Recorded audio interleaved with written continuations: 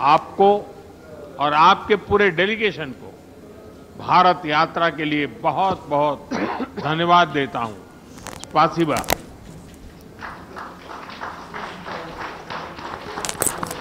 Thank you, sir. May I now request His Excellency Mr. Vladimir Putin, President of the Russian Federation, to give his remarks to the media. Уважаемый господин Distinguished Prime Minister, dear friend, ladies and gentlemen, first of all, I would like to sincerely thank the President of the Republic of India, Draupadi Murmu, you personally, distinguished Prime Minister, and all our Indian colleagues for the warm and hospitable welcome accorded to the Russian delegation.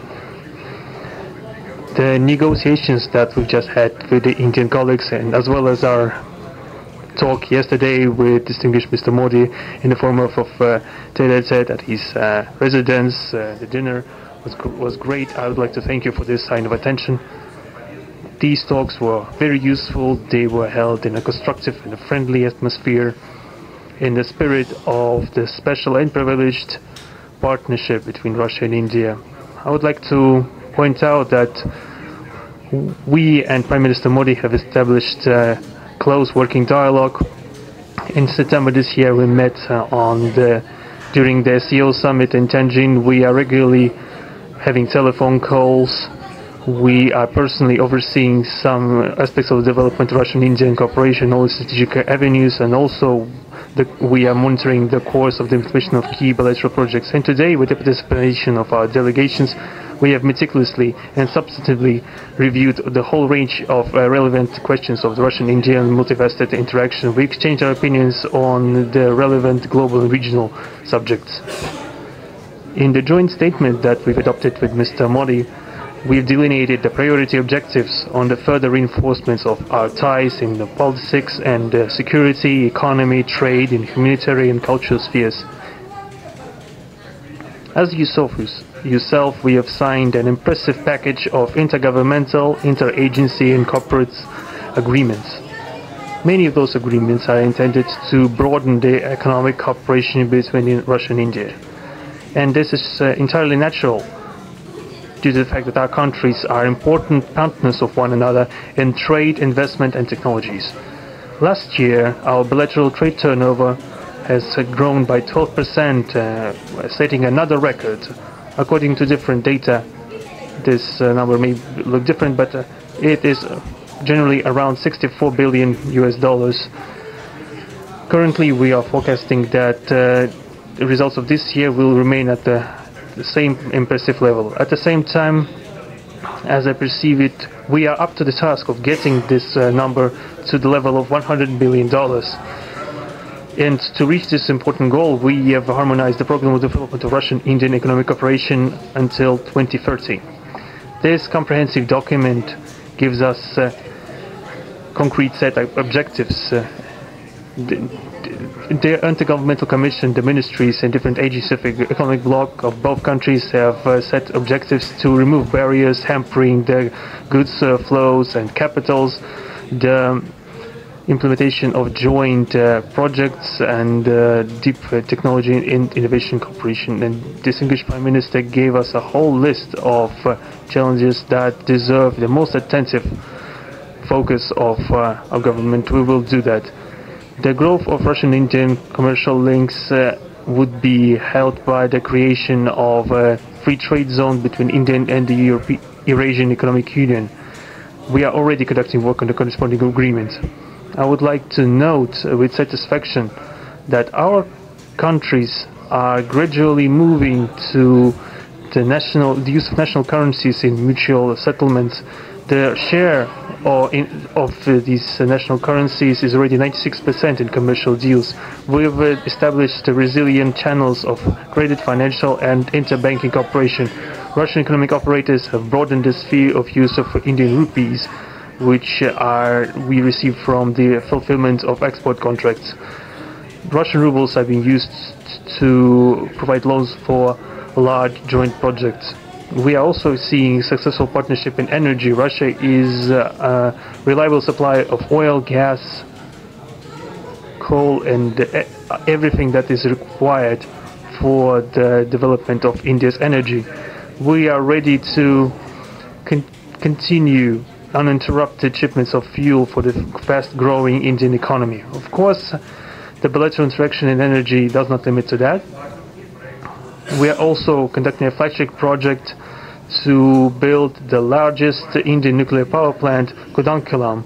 2 out of 6 reactor units have been already connected to the energy network, and 4 are still under construction. Getting this nuclear power plant to full power output will give an impressive contribution to the energy requirements of India. It will help supply Indian enterprises and houses with cheap and clean energy. We presume that we could talk about the construction of small modular reactors and floating nuclear power plants, and also non-energy application of nuclear technologies, for example in medicine or agriculture. We are working with our Indian partners to build new, effective international transport logistic routes, including the projects to create an international north-south transport corridor from Russia and Belarus to the Indian Ocean coast.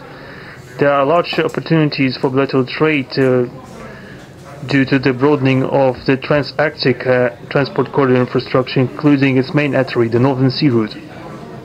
There are many other sectors of the economy where Russia and India have garnered positive experience.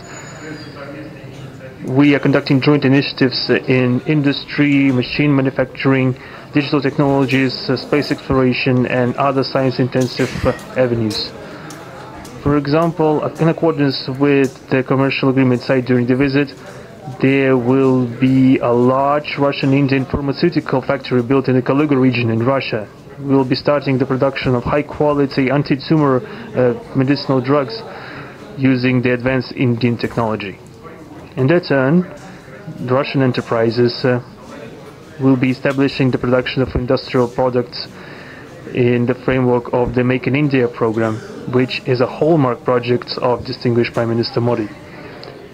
The prospects of the reinforcement of the interaction of Russian-Indian entrepreneurs and business circles are discussed in detail during the ongoing Business Forum in New Delhi. We are going to take part in the plenary session of this event today together with Mr. Modi. The humanitarian cooperation between Russia and India is also of a multifaceted character. Our peoples throughout centuries have been sincerely interested in the traditions, history, and spiritual values of each other. Scientific and educational contacts, exchanges from among the youth and public are also actively developing. The regular alternating festivals of Russian Indian cinema are always popular. From year to year we see the increase in tourist flows. Today, the Russian TV channel RT is starting its broadcast in India. The new channel will undoubtedly help the Indian audience to better know Russia and Russians, and also to receive an objective information regarding what is going on in our country today. While discussing the key global and regional problems, we have confirmed the consonance between the positions of our countries.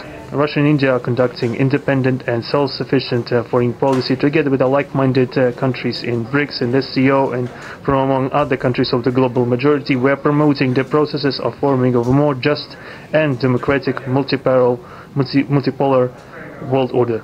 We are defending the main principles of the international law enshrined in the Charter of the UN. Among them, the right of any country for its own way of development and the preservation of their cultural civilizational identity, respect for sovereignty, careful balance of interests of all participants of the world community. As state founders of the BRICS, Russia and India have done a lot of things, and continue to do more to increase the authority of the organization. As you know, next year India will assume the chairship, and the BRICS will provide all necessary assistance to our Indian friends in the work on the relevant BRICS agenda. I would like to point out Russia and India are traditionally closely cooperating in the military technical sphere. Our country, for the last half a century, has been helping to arm and modernize the Indian Army, including the air defense forces, aviation, and the Navy. In general, we are undoubtedly satisfied with the results of the negotiation we just had. We also, ahead of us, we have the meeting with the President of India, Madam Murmu. But even now, I can express my confidence that the current visit and the agreements reached will help the further deepening of the Russian-Indian strategic partnership for the benefit of our countries and the peoples of India and Russia. Thank you for your attention. Thank you, sir. That concludes the press statements. Ladies and gentlemen, thank you for your presence.